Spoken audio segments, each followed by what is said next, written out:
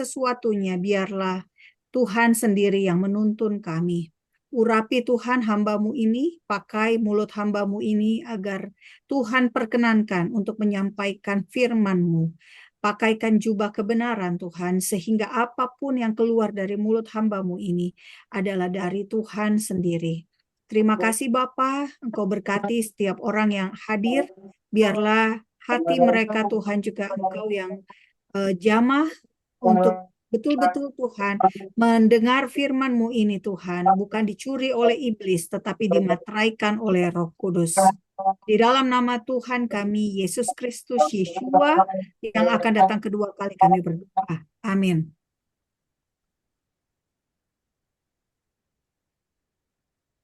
Iya, Shalom Ibu Riani.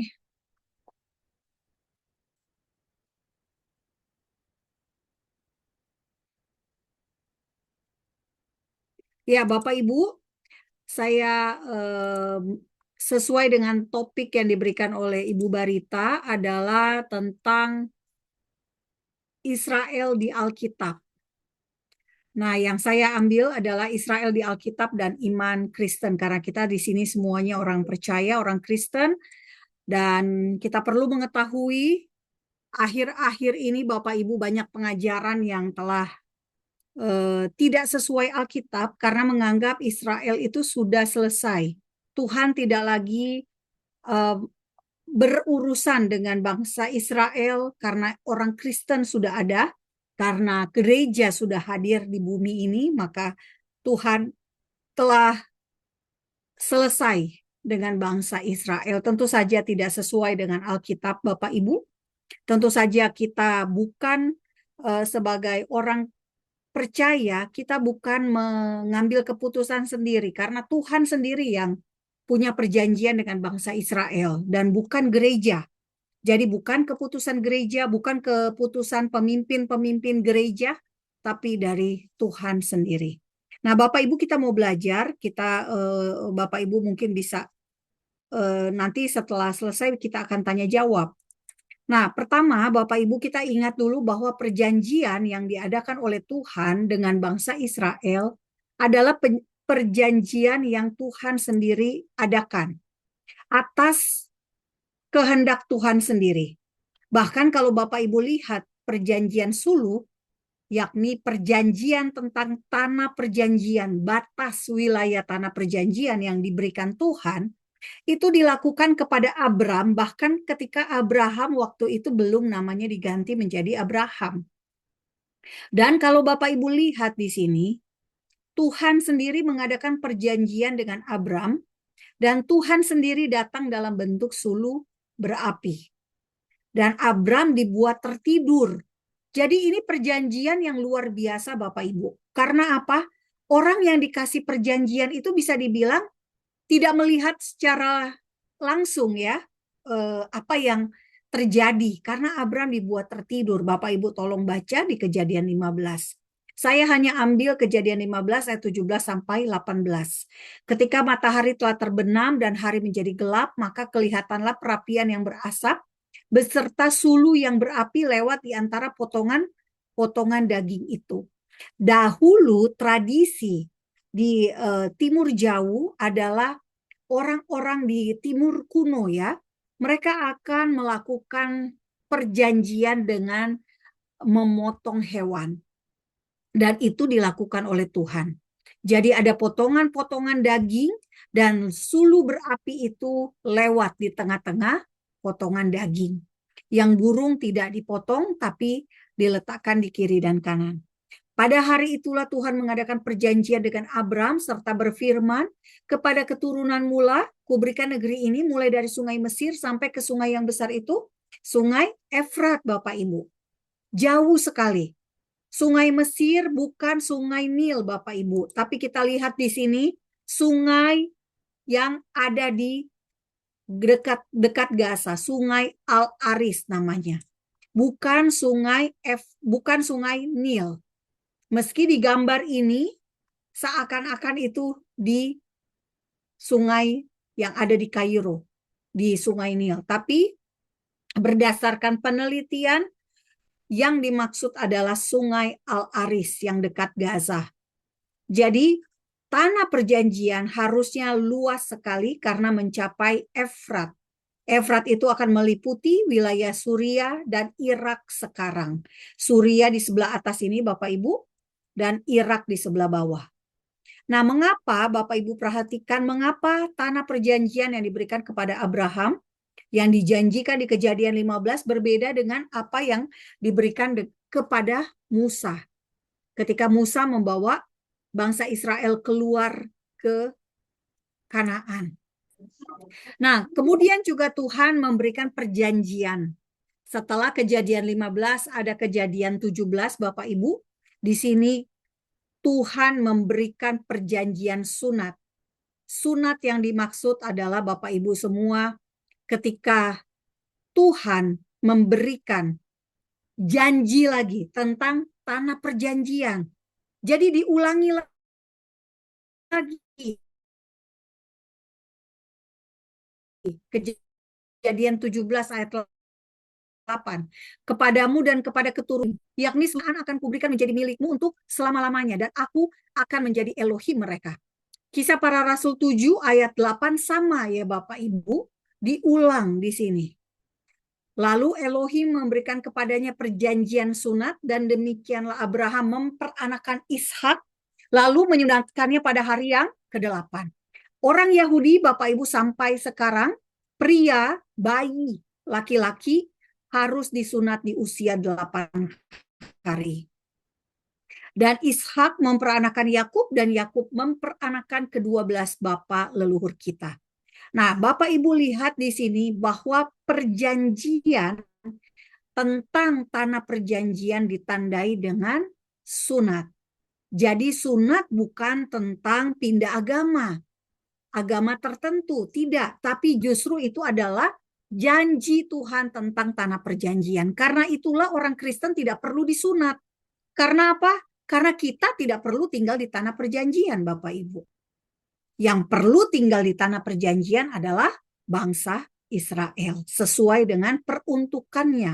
Tuhan bilang negeri ini akan diberikan menjadi milikmu untuk selama-lamanya. Kemudian Bapak Ibu kita lihat janji tentang tanah perjanjian diulangi lagi untuk Ishak. Ishak diberikan janji lagi Bapak Ibu di Kejadian 28 ayat 13 sampai 15. Berdirilah Tuhan di sampingnya, dan apa yang terjadi Bapak Ibu?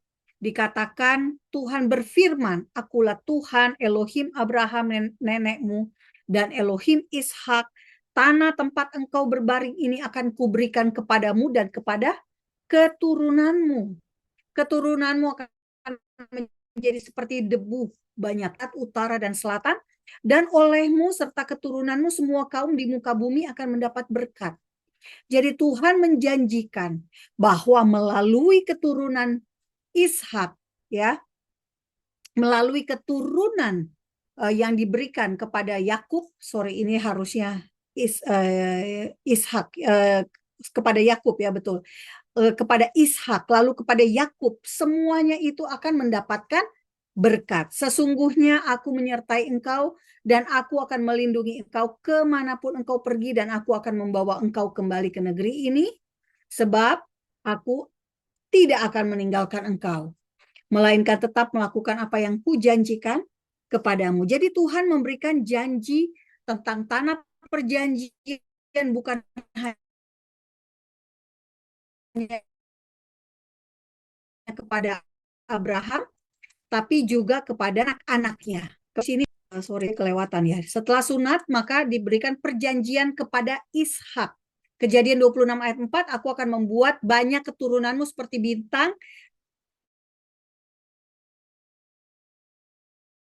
di langit, contoh langit. Aku akan memberikan kepadamu kepada keturunanmu seluruh negeri ini, dan oleh keturunanmu semua bangsa di bumi akan mendapat berkat. Ini janji buat Ishak. Nah, kemudian setelah Ishak punya anak Yakub, diberikan janji juga Bapak Ibu. Dan di sini dikatakan apa? Seperti debu tanah banyaknya. Jadi yang kepada Ishak contohnya adalah bintang di langit. Kepada Yakub seperti debu tanah banyaknya. Tapi janjinya tetap sama, yakni tentang tanah dan mereka akan menjadi apa? Berkat. Jadi nyambung Bapak Ibu keturunan Abraham ke Ishak, Ishak ke Yakub. Dan perjanjian ini jelas juga dikatakan di sini bahwa Tuhan berjanji tidak akan meninggalkan Yakub, melainkan tetap melakukan apa yang kujanjikan kepadamu. Dan Bapak Ibu puji Tuhan sampai hari ini kita melihat apa yang Tuhan janjikan betul-betul digenapi, betul-betul dilakukan. Itulah pentingnya Bapak Ibu Israel ada di masa modern ini. Sebab kalau Israel tidak ada, maka Kejadian 28 ayat 13 sampai 15 ini tidak bisa dikatakan digenapi. Tuhan gagal. Tuhan tidak apa? Tuhan meninggalkan Yakub berarti. Tuhan tidak setia. Dan apa yang lebih parah lagi, Tuhan tidak sanggup melakukan apa yang dijanjikan kepada Yakub. Puji Tuhan, ternyata semua digenapi. Karena itulah orang Kristen yang anti-Israel harus diperhadapkan pada ayat Kejadian 28 ayat 13 sampai 15 ini. Apa pendapat mereka? Apakah Tuhan gagal? Apa pendapat mereka kalau Tuhan ternyata janjinya akan melakukan apa yang kujanjikan, tapi tidak terbukti, tanahnya nggak ada, tanahnya diambil orang, gitu ya Bapak Ibu. Nah, Kejadian 35 ini ketika Tuhan mengubah nama Yakub menjadi Israel. Jadi Bapak Ibu bisa lihat sendiri bahwa Tuhan yang berinisiatif. Tuhan yang berinisiatif memberikan tanah. Tuhan juga yang berinisiatif mengubah nama Yakub menjadi Israel. Kejadian 35 ayat 10 dan 12 sampai 13. Firman Elohim kepadanya, namamu Yakub, dari sekarang namamu bukan lagi Yakub melainkan Israel. Itulah yang akan menjadi namamu. Maka Elohim menamai dia Israel. Bapak Ibu, saya memakai kata Elohim karena Elohim itu arti kata dari Eloah jamak. Artinya sesuai dengan Tuhan yang disembah orang Kristen. Ada berapa? Trinitas, Tuhan yang Tritunggal. Tuhan yang satu kesatuan, Bapa, Anak, dan Roh Kudus. Ini supaya menjelaskan Tuhan kita, Tuhan Tritunggal, Tuhan Trinitas. Karena Elohim, Im itu jamak, rujukan dari bahasa Ibrani menunjukkan bahwa dia plural. Eloah itu tunggal. Jadi Bapak Ibu jelas Tuhan yang ditulis sejak perjanjian lama, Tuhan yang disembah oleh bangsa Israel itu Elohim. Jamak Bapak Ibu. Ya, jadi menunjukkan Tuhan yang disembah bangsa Israel sampai kepada kita orang Kristen itu sama. Ayat 12, dan negeri ini yang telah kuberikan kepada Abraham dan kepada Ishak akan kuberikan kepadamu dan juga kepada keturunanmu. Lalu naiklah Elohim meninggalkan Yakub dari tempat ia berfirman kepadanya. Jadi sekali lagi Bapak Ibu sampai kepada cucu Abraham. Yakub, Tuhan sendiri datang hadir untuk apa? Menjanjikan tanah perjanjian. Dan kita bisa meyakini bahwa Tuhan gak mungkin menjanjikan tanpa bisa menggenapi. Nah, kita lihat janji tanah perjanjian untuk Musa. Di Bilangan 34 Tuhan memberikan batas tanah perjanjiannya. Tapi kenapa berbeda Bapak Ibu dengan yang diberikan kepada Abraham? Tadi luasnya besar sekali ya. Ternyata ini sekarang menjadi langsing. Tanahnya jadi kecil. Sebelah barat Laut Mediterania, ini dia Bapak Ibu yang selalu diyel-yelkan oleh pro Palestina, pro Hamas, pro Gaza, from the river to the sea. Rivernya apa? Sungai Yordan. Lalu lautnya Laut Mediterania. Dari batas timur, dari Kades Barnea melalui Sinara di sebelah sini Bapak Ibu. Lalu selatannya apa? Dari Kades Barnea ke Sungai Mesir. Nah di sini dia. Lalu utara Bapak Ibu di timur di sebelah sini ya. Utaranya Laut Mediterania sampai ke Hamat dan Sedan. Hamat ini sekarang wilayah dari Suriah.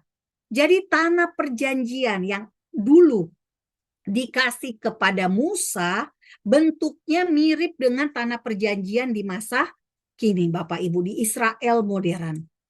Nah, sekarang kita lihat mengapa batas tanah perjanjian yang diberikan kepada Abraham dengan Musa itu berbeda. Kenapa bisa? Ternyata Bapak Ibu, janji tanah untuk Abraham pada Kejadian 15 ayat 18 sampai 21, tanah perjanjiannya itu diambil dari 10 bangsa. Nah, Bapak Ibu bisa lihat di sini tanah orang Keni. Ya, ada tanah orang Keni, orang Kenas, orang Kadmon, Het, Feris, Refaim, Amori, Kanaan, Girgasi, dan Yebus. Namun yang diberikan kepada Musa hanya 7 bangsa, Bapak Ibu. Kok bisa? Sisanya dikasih kepada orang keturunan Esau, orang Edom. Lalu tanah orang Kenas dikasih kepada anak Lot, Moab. Tanah orang Kadmon dikasih kepada anak Lot yang lain, namanya Amon. Kenapa sih Lot bisa mendapatkan tanah? Karena menurut tradisi Yahudi dikatakan Lot itu tidak mengkhianati Abraham ketika Abraham bohong. Ketika Abraham mengatakan Sarah itu bukan istrinya. Jadi sebetulnya ini ke apa ya? Tindakan yang kompromi gitu ya. Lot karena ingat dia Abraham itu adalah pamannya. Jadi Lot nurutlah apa kata Abraham. Nah, karena dia nurut, karena dia kompak sama Abraham, akhirnya dia mendapatkan tanah. Ini tidak ditulis di Alkitab kita, Bapak Ibu, tapi ini ada di tradisi Yahudi.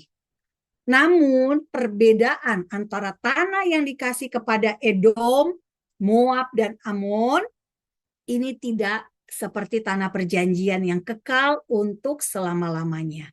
Jadi karena itulah wilayah yang tadinya besar, luas menjadi kecil. Seperti ketika tanah perjanjian dibagi oleh Yosua. Nah, jadi Bapak Ibu, kalau kita lihat sekarang, Bapak Ibu lihat di sini Ulangan 1 ayat 8, janji tanah perjanjian dari Musa untuk bangsa Israel. Jadi dari Tuhan menjanjikan ke Musa dan Musa menjanjikan lagi ke bangsa Israel. Jadi estafet Bapak Ibu, turun temurun, janji tentang tanah perjanjian itu selalu disampaikan. Ulangan 1 ayat 8, ketahuilah aku akan menyerahkan negeri itu kepadamu. Masuklah, dudukilah negeri yang dijanjikan Tuhan. Tuhan huruf besar semua, nama diri Tuhan. Yud Hei Vav Hei, dengan sumpah kepada nenek moyangmu, yakni Abraham, Ishak, dan Yakub, untuk memberikannya kepada mereka dan kepada keturunannya. Jadi jelas Bapak Ibu, janji tanah perjanjian itu akhirnya terrealisasi. Ketika apa? Ketika bangsa Israel membagi negeri yang sudah dijanjikan sejak Abram. Nah, Bapak Ibu lihat, inilah petanya. Maka haruslah kamu membagi negeri itu sebagai milik pusaka. Jadi sudah sejak awal dikatakan tanah perjanjian adalah milik pusaka. Nah, Bapak Ibu perhatikan, secara pembagian dibagi dengan membuang undi. Tetapi ternyata undi itu juga jatuh sesuai dengan jumlah anggota dari setiap suku. Kepada yang besar jumlahnya haruslah kamu memberikan milik pusaka yang besar. Kepada yang kecil jumlahnya haruslah kamu memberikan milik pusaka yang kecil. Jadi Tuhan tetap berotoritas pada pembagian wilayah setiap suku. Nah, Bapak Ibu bisa lihat di sini, Simeon dia kecil, dia masuk di dalam daerahnya Yuda atau Yehuda. Manasye karena dia banyak, dia mendapat 2 porsi. Ya, Bapak Ibu bisa lihat di sini, Efraim dia lebih kecil. Jatah tanah Yusuf dibagi menjadi 2 ya, buat Manasye dan Efraim. Nah, Bapak Ibu, janji Tuhan ini tergenapi sesuai sejarah tahun 1406 sebelum Masehi. Ada pandangan yang mengatakan orang Yahudi Eksodus itu di abad ke-12, 1200 sebelum Masehi. Ini tidak sesuai dengan bukti-bukti arkeologi kalau kita cocokkan dengan apa yang terjadi saat Eksodus dan ketika tembok Yeriko itu runtuh. Jadi yang tepat adalah di tahun 1406 sebelum Masehi. Dan Yosua membutuhkan waktu 16 tahun untuk masuk ke tanah perjanjian. Jadi meski tanah perjanjian itu adalah sebuah tanah janji, namun Yosua harus merebut tanah perjanjian itu. 16 tahun lamanya. Nah,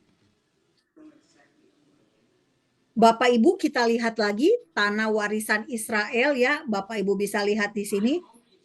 Maaf ada yang belum di-mute. Tanah warisan Israel adalah tanah seperti yang Bapak Ibu lihat di depan.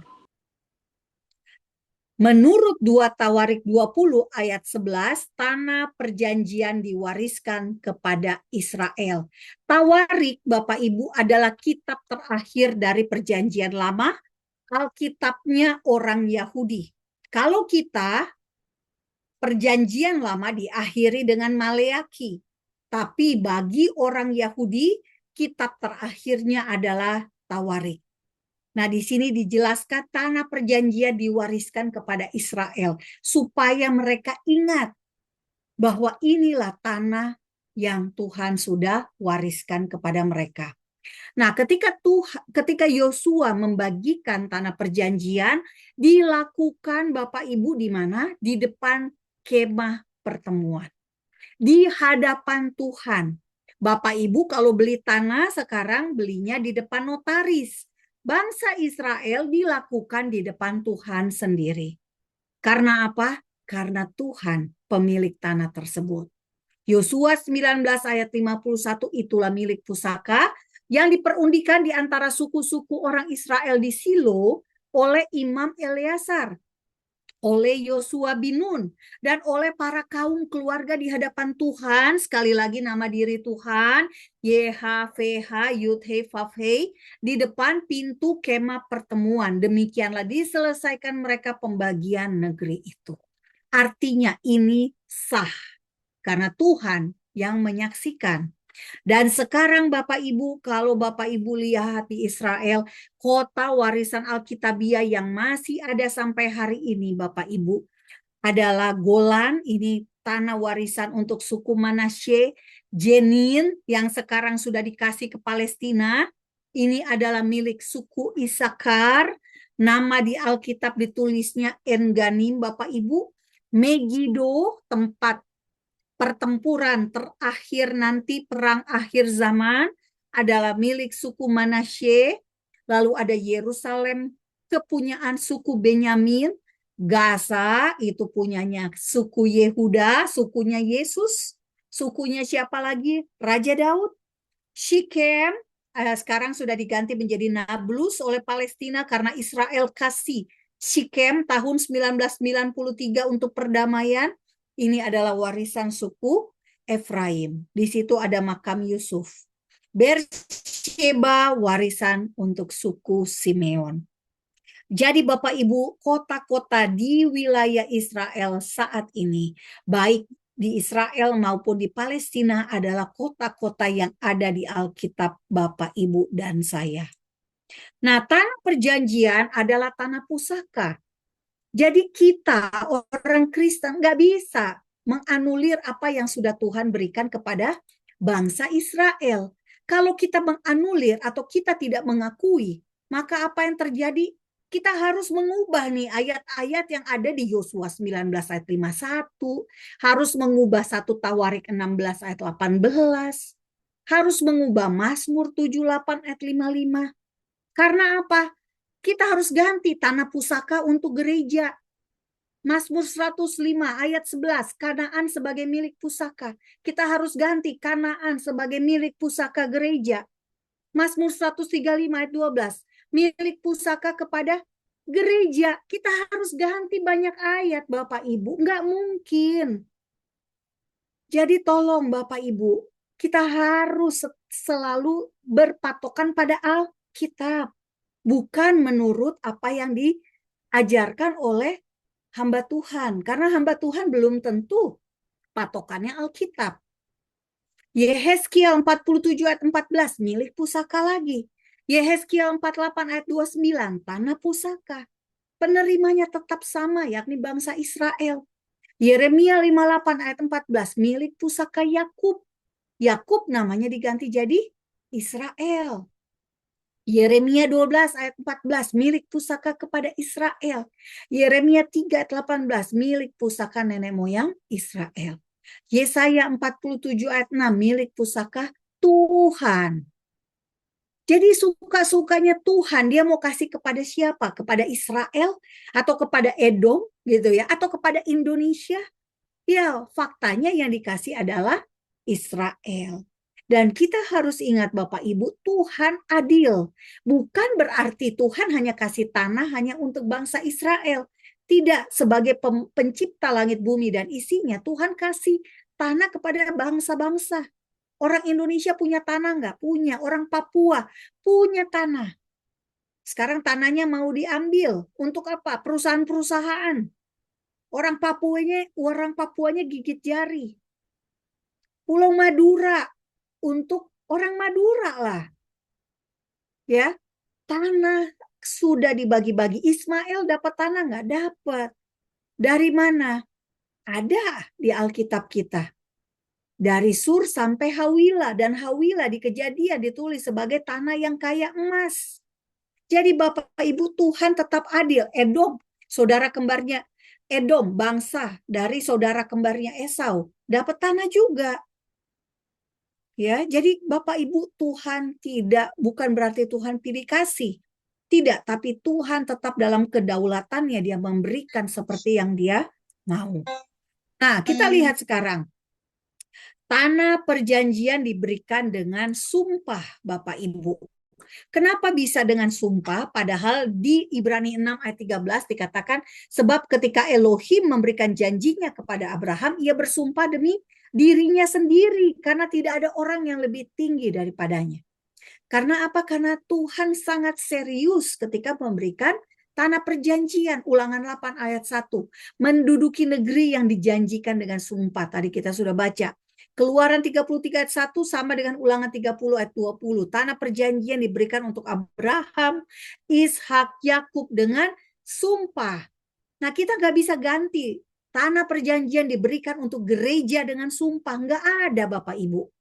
Yosua 1 ayat 6, negeri yang kujanjikan dengan bersumpah. Yeremia 32 ayat 22, perjanjian dengan sumpah. Negeri melimpah susu dan madu. Yehezkiel 47 ayat 14, tanah dibagi rata. Tanah yang dijanjikan dengan sumpah. Jadi Bapak Ibu, Tuhan konsisten. Kita juga harus konsisten Bapak Ibu. Ya, karena apa? Kita ngikutin apa yang Tuhan mau. Nah, ini penting Bapak Ibu untuk Bapak Ibu dan saya ketahui. Kitab suci mencatat setidaknya 170 ayat tentang tanah. Perjanjian yang Tuhan sendiri berikan kepada keturunan Abraham, Ishak, dan Yakub. Jadi ada 170 ayat paling tidak. Nah, kalau orang Kristen tidak setuju dengan Israel modern, maka 170 ayat ini harus diganti menjadi apa? Tanah perjanjian yang Tuhan berikan kepada gereja, atau tanah perjanjian yang Tuhan berikan kepada orang Kristen. Gak ada Bapak Ibu. Tuhan menjanjikan tanah Kanaan kepada orang Yahudi sebagai perjanjian tanpa syarat. Ada 55 kali Alkitab mencatat Elohim meneguhkan pemberian itu dengan sumpah. Tadi kita sudah lihat beberapa ayat. 12 kali diantaranya Elohim menyatakan bahwa perjanjian itu kekal. Kita akan lihat beberapa ayat ke depan. Dan yang jelas Bapak Ibu semua, tanah perjanjian diberikan selama-lamanya. Tidak ada batas waktu yang ditetapkan oleh Tuhan. Tidak ada kadaluarsanya. Kejadian 13 ayat 15, sebab seluruh negeri yang kau lihat itu akan kuberikan kepadamu dan kepada keturunanmu untuk selama-lamanya. Hakim-Hakim 2 ayat 1, gambar yang Bapak Ibu lihat ini adalah dari Hakim-Hakim 2 ayat 1. Lalu malaikat Tuhan pergi dari Gilgal ke Bokim dan berfirman, telah kutuntun kamu keluar dari Mesir dan kubawa ke negeri yang kujanjikan dengan bersumpah kepada nenek moyangmu, dan aku telah berfirman, aku tidak akan membatalkan perjanjianku dengan kamu untuk selama-lamanya. Yehezkiel 43 ayat 7b ya Bapak Ibu. Dan ia berfirman kepadaku, hai anak manusia, inilah tempat tahtaku dan inilah tempat tapak kakiku. Disinilah aku akan diam di tengah-tengah orang Israel untuk selama-lamanya. Yoel 3 ayat 20. Tetapi Yehuda tetap didiami untuk selama-lamanya dan Yerusalem turun-temurun. Bapak Ibu ingat ayat ini karena kita akan menemukan fakta yang berbeda di ujung PowerPoint saya ini. Nah, perjanjian meski diberikan, tanah perjanjian meski diberikan untuk selama-lamanya, namun Tuhan memberikan sebuah syarat. Syaratnya adalah apa Bapak Ibu? Syarat untuk mereka setia kepada Elohim. Kalau mereka menyembah Tuhan yang lain, ilah-ilah, maka Tuhan akan menyerahkan, Tuhan bicara di Ulangan 4 ayat 27, Tuhan akan menyerahkan kamu di antara bangsa-bangsa dan hanya dengan jumlah sedikit kamu akan tinggal di antara bangsa-bangsa kemana Tuhan akan menyingkirkan kamu. Ini terjadi Bapak Ibu. Ketika bangsa Israel tidak setia, Israel Selatan, maka Tuhan menyerahkan ke Babel. 10 suku di Israel Utara Tuhan serahkan ke Asyur.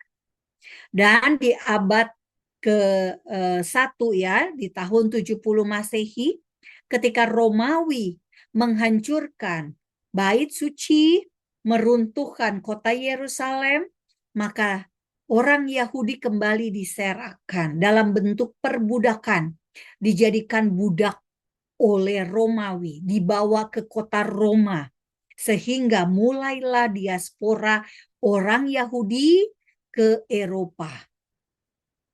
Apakah orang Yahudi tetap ada di tanahnya? Ya, masih tetap ada di tanah Israel, walaupun sebagian diserahkan. Atas ayat 26 sampai 28, lihat, aku memperhadapkan kepadamu pada hari ini berkat dan kutuk. Berkat apabila kamu mendengarkan perintah Tuhan Elohimu yang kusampaikan kepadamu pada hari ini, dan kutuk jika kamu tidak mendengarkan perintah Tuhan Elohimu dan menyimpang dari jalan yang kuperintahkan kepadamu pada hari ini dengan mengikuti Allah lain yang tidak kamu kenal. Jadi Israel harus menyembah Elohim, tidak boleh menyembah dewa, ilah, Allah-Allah lain. Tapi Israel melanggar. Nah, perjanjian bersyarat tanah perjanjian Bapak Ibu, Ulangan 29 ayat 28 dikatakan salah satu hukuman Tuhan adalah melemparkan bangsa Israel ke negeri lain. Tapi Tuhan juga Tuhan yang memulihkan. Jangan lupa, tidak selamanya Tuhan menghukum. Ulangan 30 ayat 3 sampai 5 ditulis, jika bertobat, maka Tuhan berjanji akan memulihkan, yakni mengumpulkan kembali, membawa masuk ke tanah perjanjian. Dan kita melihat Bapak Ibu, pemulihan tanah perjanjian terjadi. Israel lahir kembali, kita bisa lihat Yesaya 60 6 ayat 8, Matius 24 ayat 32 ketika Tuhan Yesus bicara tentang pohon ara yang bertunas. Apa yang Tuhan janjikan bahwa Israel harus menjadi berkat dari Ishak kepada Ishak lalu kepada Yakub juga itu terbukti Bapak Ibu, Israel menjadi berkat. Sakaria 8 ayat 3, Kejadian 12 ayat 2 dan 3. Benih hewan sekarang melimpah Bapak Ibu karena Israel adalah tanah susu dan madu. Susu adalah produksi Israel secara nasional, secara global. Israel nomor satu penghasil susu di dunia. Bapak Ibu bisa lihat ayatnya di Yeremia 31 ayat 27, Yehezkiel 20 ayat 6. Dan orang Yahudi pulang kampung. Mereka yang terserak, mereka dari Eropa, dari Timur Tengah, mereka semua pulang kembali ke kampung mereka, yakni apa? Tanah perjanjian. Anda Bapak Ibu bisa lihat di Yehezkiel 36 ayat 24, Sefanya 3 ayat 20. Nah, Bapak Ibu, ketika Israel telah dipulihkan, ketika Israel sudah kembali pulang kampung, bangsa ini sudah kembali berada di atas tanah yang Tuhan janjikan. Namun mengapa banyak orang tidak percaya? Sama seperti yang dilakukan ketika apa? Di Ulangan 9 ayat 23.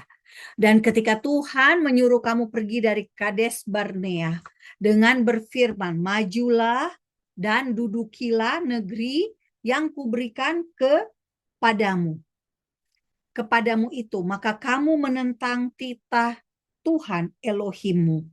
Apa yang terjadi Bapak Ibu? Kamu tidak percaya kepadanya dan tidak mendengarkan suaranya. Ulangan 9, Bapak Ibu bisa lihat di sini adalah tentang ketika riwayat tentang kemurtatan di Horeb. Judul dari perikop yang diberikan Tuhan, perikop yang diberikan Lai di Alkitab kita. Nah, Bapak Ibu di sini jelas sekali orang Israel, bangsa Israel bisa tidak percaya kepada Tuhan. Dosa akibat tidak percaya. Kita lihat Bilangan 32 ayat 11 sampai 12 bahwasannya orang-orang yang telah berjalan dari Mesir yang berumur 20 tahun ke atas tidak akan melihat negeri yang kujanjikan dengan bersumpah kepada Abraham, Ishak dan Yakub, oleh karena mereka tidak mengikuti aku dengan sepenuh hatinya, kecuali Kaleb bin Yefune orang Kenas itu dan Yosua bin Nun, sebab keduanya mengikut Tuhan dengan sepenuh hati. Karena itulah generasi Israel yang keluar dari Mesir, Bapak Ibu, mereka tidak bisa masuk ke tanah perjanjian karena apa? Tidak percaya. Ya, bangsa Israel ketika 12 pengintai dikirim, hanya 2 yang percaya bahwa tanah itu baik, tanah itu bisa mereka ambil sesuai dengan janji Tuhan. Yang lain menangis, meraung-raung, marah-marah, ngomel. Akibatnya dihukum Tuhan.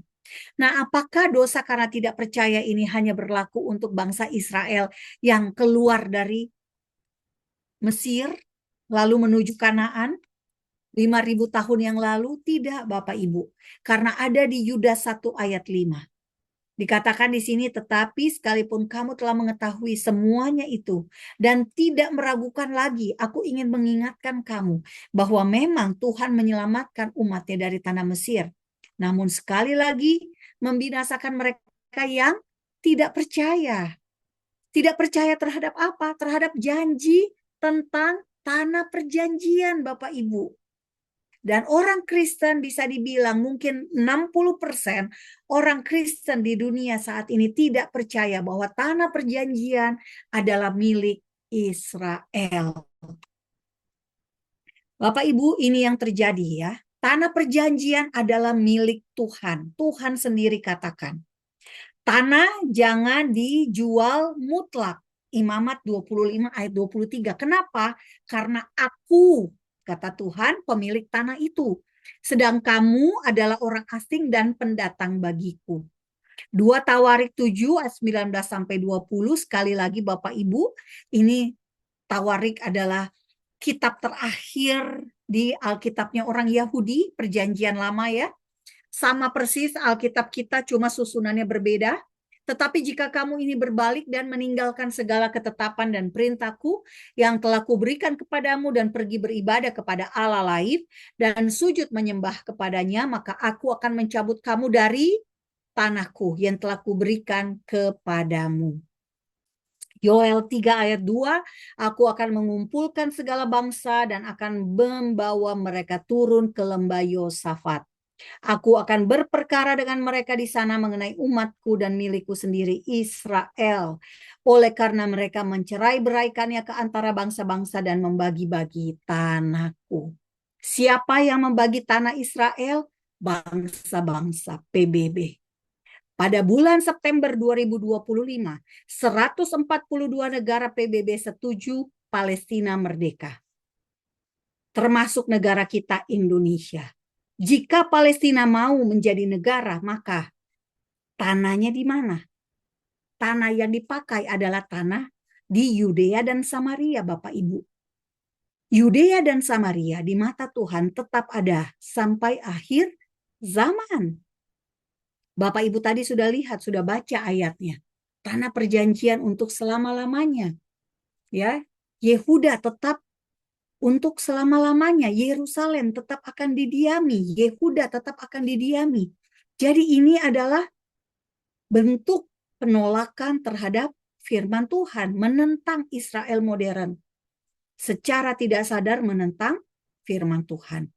Masalahnya Bapak Ibu, banyak negara yang tidak baca Alkitab. Namun orang Kristen harusnya berdiri untuk Israel. Tapi nyatanya hanya Amerika.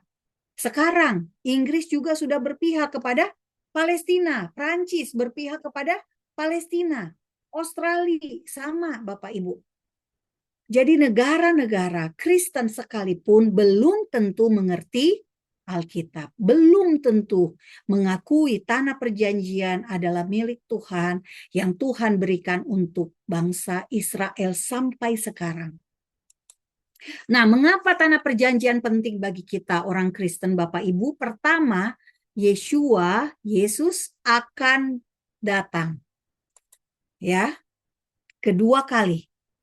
Yeshua akan datang kedua kali. Untuk apa? Untuk menjadi raja. Kalau menjadi raja, maka dia butuh tempat. Di mana tempatnya? Lokasinya di Yerusalem. Dijelaskan di Sakaria 6 ayat 13 dan Sakaria 14 ayat 9.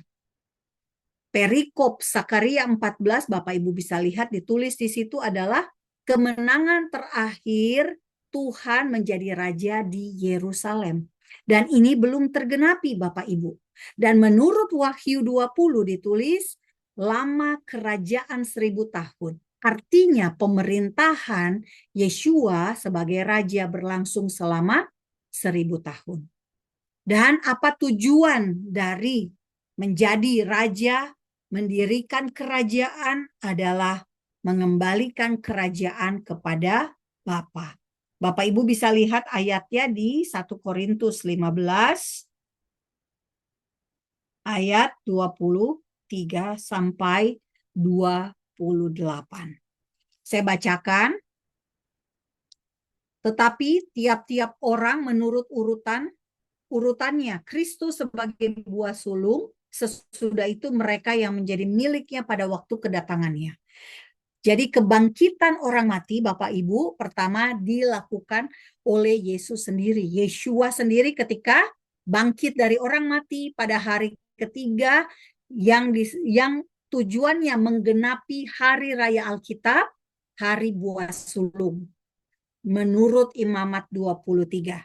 Orang Kristen mengubah menurut Konsili Nisea menjadi hari Paskah. Kebalik-balik Bapak Ibu. Hari buah sulung. Apa? Kebangkitan dari mati menjadi hidup. Buah sulung. 1 Korintus 15 ayat 23 ya. Tetapi tiap-tiap orang menurut urutannya. Kristus sebagai buah sulung. Sesudah itu mereka yang menjadi miliknya pada waktu kedatangannya. Jadi kita kalau kita sudah mati maka kita akan dibangkitkan. Kalau kita masih hidup maka kita diubahkan. Ayat 24. Kemudian tiba kesudahannya yaitu bila mana ia menyerahkan kerajaan kepada Elohim, kepada Bapa sesudah ia membinasakan segala pemerintahan, kekuasaan dan kekuatan. Ayat 25 Bapak Ibu, karena ia harus memegang pemerintahan sebagai raja sampai Elohim meletakkan semua musuhnya di bawah kakinya. Ayat 26, musuh yang terakhir yang dibinasakan ialah maut. Karena itulah kita dibangkitkan Bapak Ibu, kebangkitan yang kekal. Kita akan menuju hidup kekal. Ayat 27, sebab segala sesuatu telah ditaklukkannya di bawah kakinya. Tetapi kalau dikatakan bahwa segala sesuatu telah ditaklukkan, maka teranglah bahwa ia sendiri yang telah menaklukkan segala sesuatu di bawah kaki Kristus itu tidak termasuk di dalamnya. Ayat 28, tetapi kalau segala sesuatu telah ditaklukkan di bawah Kristus, maka ia sendiri sebagai anak akan menaklukkan dirinya di bawah Dia yang telah menaklukkan segala sesuatu di bawahnya, supaya Elohim menjadi semua di dalam semua. Jadi jelas Bapak Ibu, ada maksud kedatangan Yeshua kedua kali, yakni menjadi raja. Kita lihat ayat di Wahyu 20 Bapak Ibu.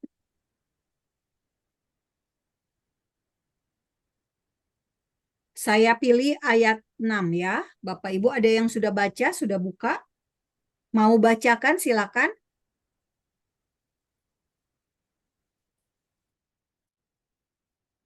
Ada yang sudah dapat, silakan Bapak Ibu kalau mau baca.